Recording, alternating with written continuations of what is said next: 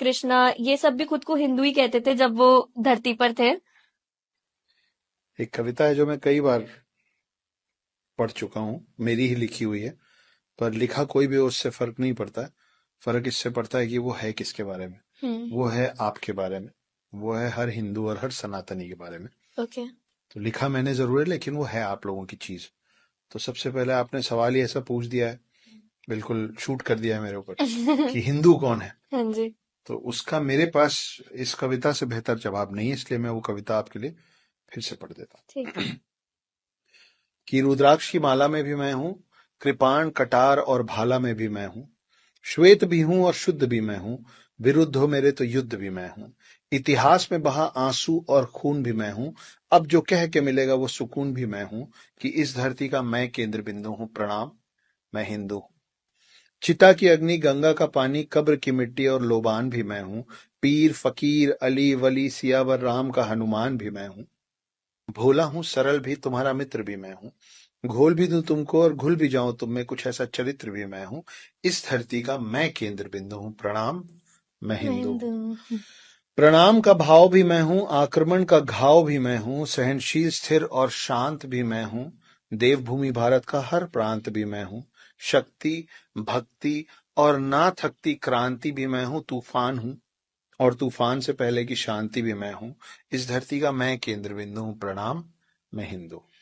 तो अगर अरे आप वाह। इनमें से कुछ भी हैं हम्म। और ये सब कुछ है, तो आप हम्म। हिंदू हैं। आपकी परिभाषा यही है कि श्वेत भी हूं, हम्म। श्वेत मतलब होता है सफेद, हाँ जी। श्वेत भी हूं और शुद्ध भी मैं हूं, मतलब मैं हाथ जोड़ के भी मिलूंगा क्योंकि मैं प्रणाम कर रहा हूं आप, लेकिन विरुद्ध हो मेरे तो युद्ध भी मैं हूं।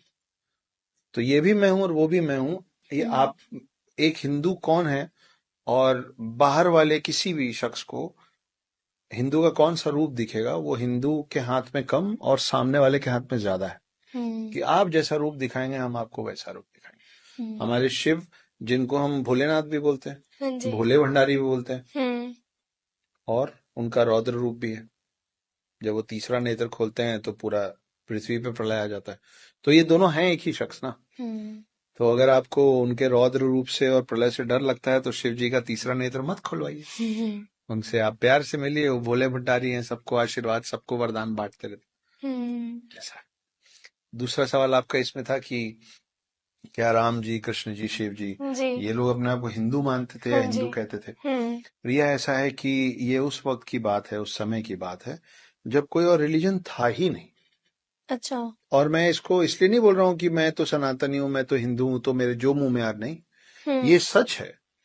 क्योंकि आप और हम जो सनातन हैं, जो हिंदू है, हम्म। एक लौता ऐसा हम लोगों का ये रिलीजन है जिसका कोई और छोर नहीं। अच्छा। तो इस पे भी मैंने 2 लाइन लिखी थी कि ना मेरा कोई प्रारंभ है, ना मेरा कोई समाप्त है, हम्म।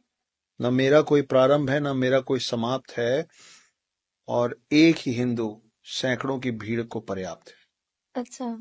तो हमारा कोई प्रारंभ, हमारा कोई अंत और शुरुआत है नहीं। हम्म। तो हम तब से हैं जब से कोई और रिलीजन होता नहीं था। तो इसलिए हम लोगों को सिर्फ मानव जाति ही बताया गया था।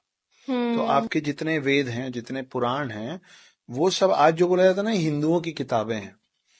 वेद, पुराण, भगवत गीता, इनमें से कोई भी किताब हिंदू के लिए नहीं लिखी गई थी, क्योंकि उस समय तो कोई और रिलीजन ही नहीं था। वो अच्छा। लिखा गया था मानव जाति के कल्याण के लिए, for the hmm. Betterment of human beings.